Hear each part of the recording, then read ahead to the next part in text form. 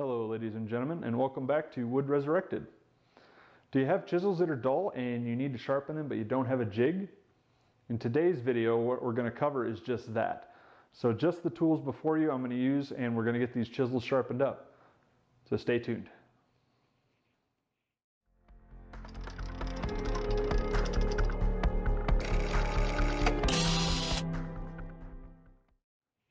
Alright, so to start we got our 4 chisels here. We got an inch, a 3/4 inch, a 1/2 inch, and a 1/4 inch. And these are all beveled on the sides of the blade. So we're going to get those sharpened up, and we're going to be using a black magic marker, spray bottle with some water. We're going to use that to get our whetstones wet so that we have a medium between the blade and the stone itself. So for stones, what I have is I've got a diamond sharpening stone here with 2 grits, 220 on one side and 325 on the other. And then I have 2 ceramic whetstones. One is 1,000 grit and the other is a 5,000. So we're going to use a combination of those 3 to get things sharpened up. All right, so here we've got all our equipment, and let's get some of the stuff that we're not using right away out of the way.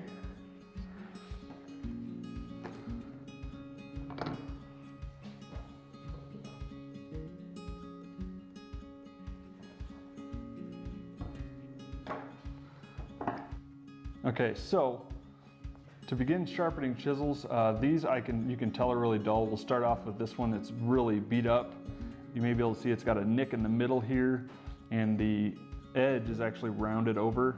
Keep in mind these are a really cheap set of chisels that I got from Harbor Freight, and so they may not even hold an edge well. I'm not even sure what type of metal they're made out of, but that's what I got to work with. So need to get these sharpened up so I can use them to work on joints for woodworking. And these, you can tell, are really dull, and you can see this corner right here actually has a burr on it. So the order of sharpening chisels, you want to make sure the bottom is flat. If it's a new set of chisels, you especially want to check that. That'll eventually give you a little bit of a round over, and then you want to come back to the bottom to knock that off. And you want to do that as you progress through the various levels of your stones. So to get started, let's work with our 1/2 inch chisel, which I'm not sure if you can see it in the light here, but it's got the edges rough on it and the back is bad as well. So we're going to start with our 220, but before we do that, what I want to do is I'm going to take the back side of this chisel and color it in. What this is going to do is, as we're sharpening it, we'll be able to tell by any black that remains whether the back side of this chisel is smooth or not.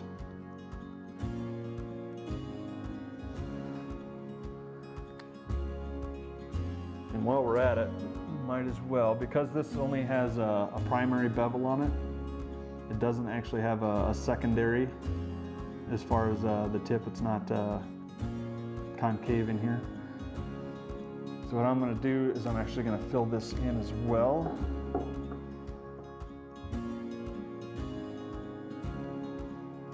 And the reason I'm using the 1/2 inch is I think this may be one of the ones that I use fairly often.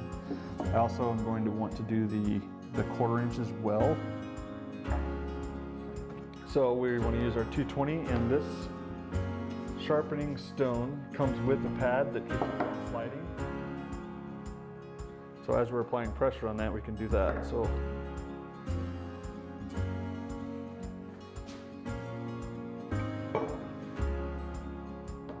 let's put our pad down,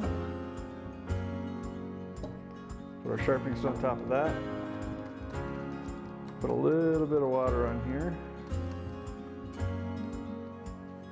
And we're just going to start on the bottom. And I'm actually going to do this at somewhat of a diagonal.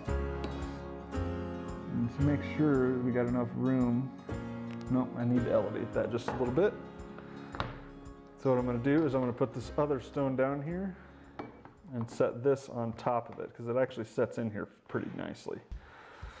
So this will keep our handle off of the table so we can make sure that this is flat. And I've heard varying opinions. I myself like to work in small circles, especially with the coarse stone like this one. So if we look on the back, we can see how it's already getting the tip, and then it's working on the edges back here. We want to make sure that we at least get the majority of the front of this nice and smooth.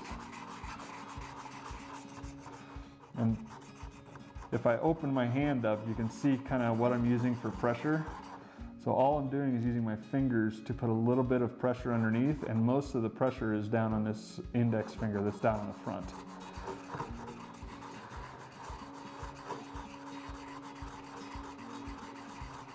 We just want to work the edge off of the back side. And again, you can see it's working back here, so this is actually a little bit convex here. Or excuse me, concave.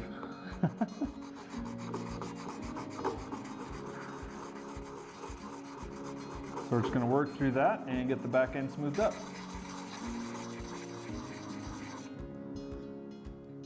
All right. There we go. You can see all that magic marker is removed. I worked a little bit back here, but that's fine. Is because if you think of it as a piece of wood, as you go in, if this back edge is crooked, it's going to offset your blade, and you're going to be cutting crooked or at an angle when you actually want it to be flat. So you may start at the tip even, but if this back is crooked, it's entirely likely that it'll kick up and it'll want to push that blade out, even though most of your leverage is going to be up here. So this will help guide you nice and straight. So you want to make sure that this is nice and even. And once this is even, then we can move on to do our primary bevel.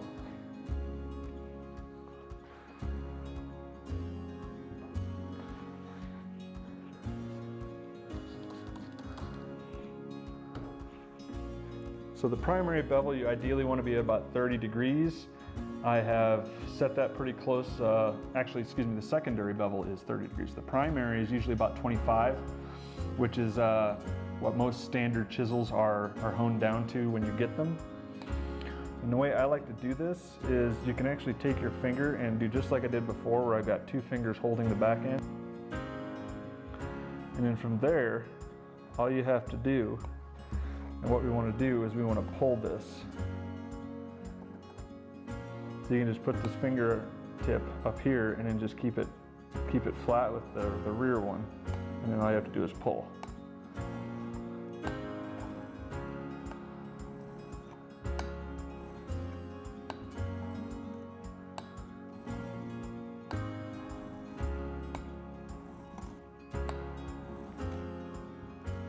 And there we can already see that we've pulled all, I could probably pull that off of there. But as you can see, just with this swipe, we've already taken all of that marker off. But I can still see a few nicks in here, so I'm going to continue on the top until the nicks that are in the blade right here are gone. They're not very big, but they're big enough that I will notice them. And while we're doing the coarse stone, it's a lot easier to do it then, because that saves you from having to do a whole bunch of work later with a finer grit Waterstone ceramic. Ceramic for me.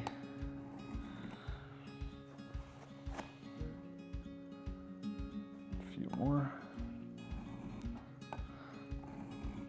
And yes, this is a lot easier if you have a jig,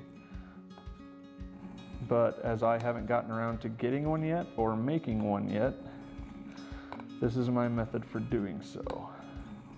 And you still can get them down to where they are razor sharp and you can shave with them.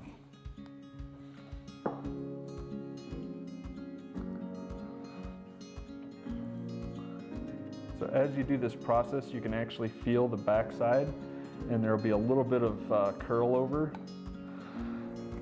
As the metal is being removed by this stone, it'll actually pull some of it down over the end, and create a little bit of a lip on the back side.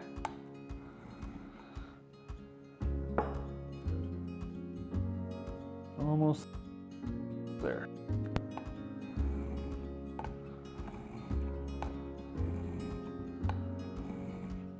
And I'm not putting a lot of pressure on this, as you can tell, because I'm only using one finger. To do that, if you want, you can bring the other hand in and do it this way as well.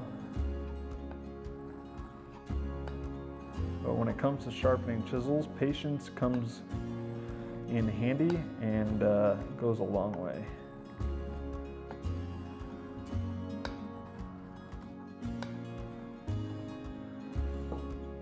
Let's see where we're at.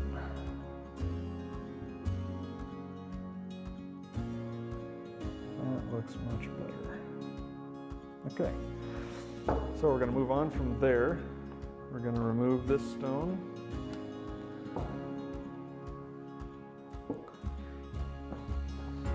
And as you can see from the label here, we're going to move on to the 1000 grit. And this, for me, is a ceramic whetstone.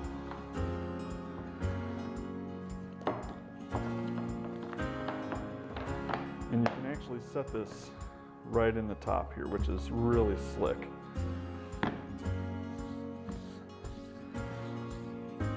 So it's 1000 grit. The whetstone, we're going to get it wet. I use water. Some people use oil. It kind of all depends on your preference. Whatever works best for you is the best route to take. So we're going to start on the back once again.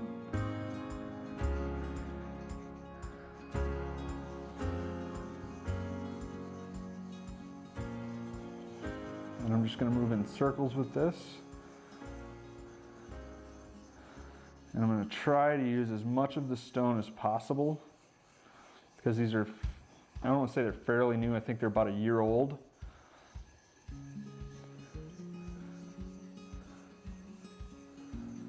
But you may end up with a dip in some of them, especially if you just work, like if you just work right in the middle, especially on your primary edge, you'll get a little bit of a dip in the center, and that'll actually work against you as far as getting a nice straight edge on a chisel.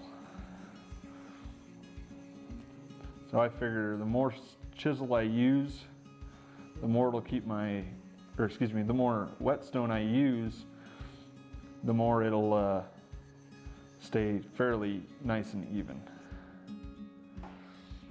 Okay, let's take a look at the back end. Looks pretty good.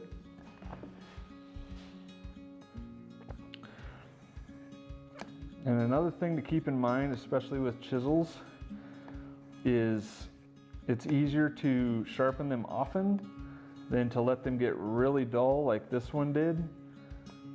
And that way you're doing maintenance, basically just keeping the blade sharp, as opposed to having to basically re-hone it. And I've had a lot going on lately, so I kind of let my chisels slide. But now that I'm getting back into the swing of things, I'm actually going to try and stay on top of it a little better. And I don't know if you can tell, but this has a nice smooth edge on it, and there's a little bit on the back. So what I'm going to do is I'm actually going to go through and take that back edge off, and then I'm going to do what I call the countdown. So we're just going to pull back on this a few times.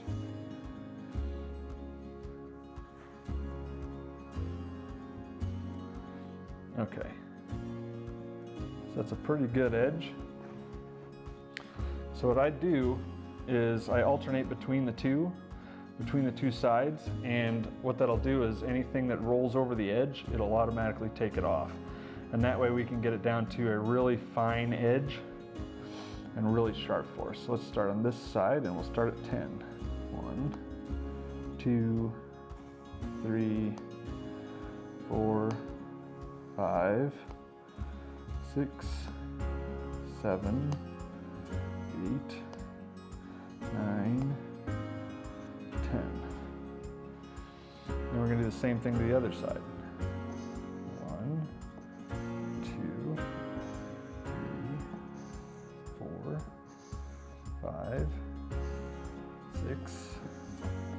7, 8, 9, 10. And you can actually see the black, which is a little bit of magic marker and a little bit of the metal from our chisel here. So then we're going to cut it down to 8. 1, 2, 3, 4, 5, 6, 7, 8, 9. Oop. Lost track of what I was doing. 1, 2, 3, 4, 5, 6, 7, 8. I'll take it down to 6, 2,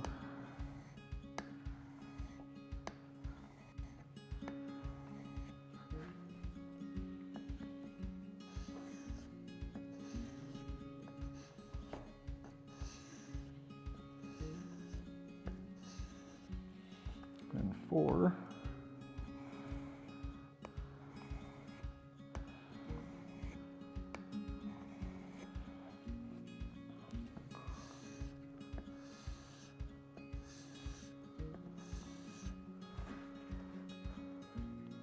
See how we're doing. Oh, that's a good edge. All right, so after I get under 4 or below, then I just go down by 1. So we're going to do 3.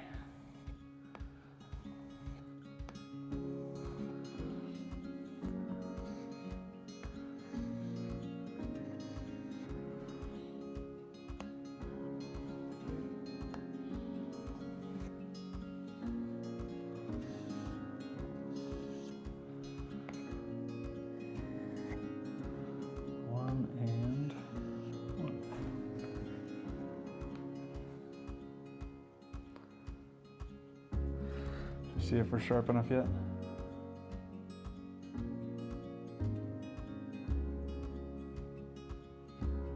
Not quite there yet.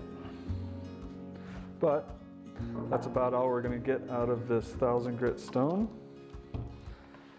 So I like to wipe my stones off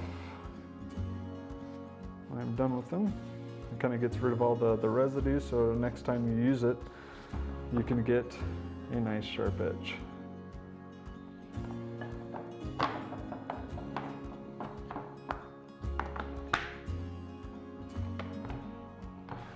We're then going to switch to our 5000 stone.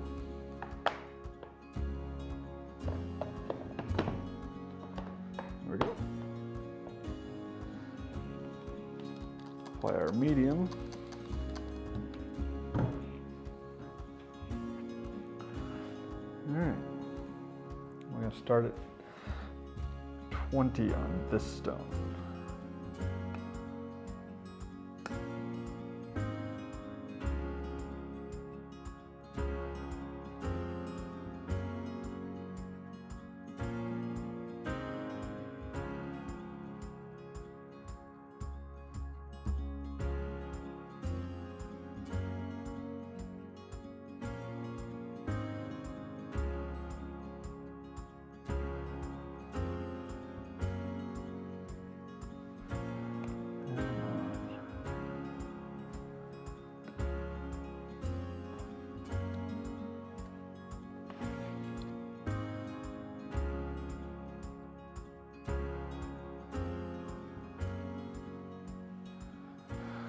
Say that's sharp.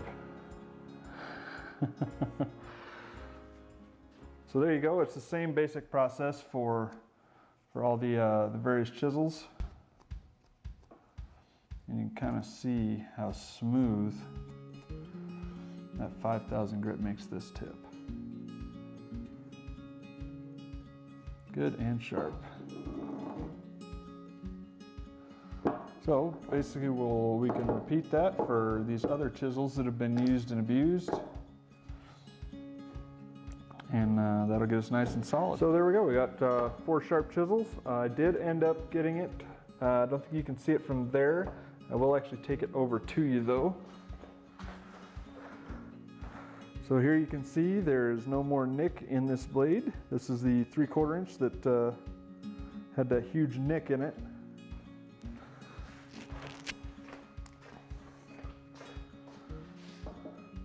But we got our 1 inch, 3/4, 1/2 inch, and our 1/4 inch chisels all sharpened up using that method. Again, it's 220 that I'm using for the course, to remove the most material, get everything to a nice smooth surface that we want, including our bevel on top and the bottom side, which we want flat.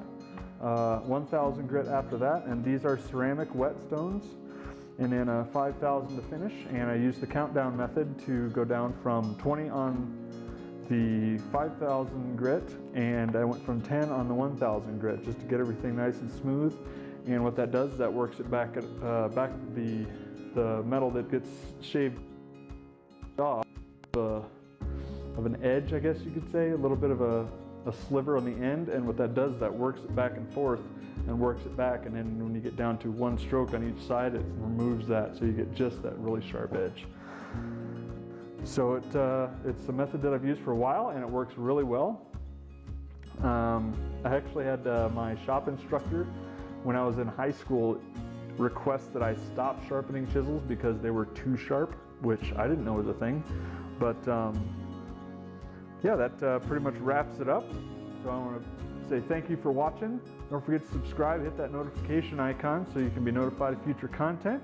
And thanks for watching. We'll see you next time.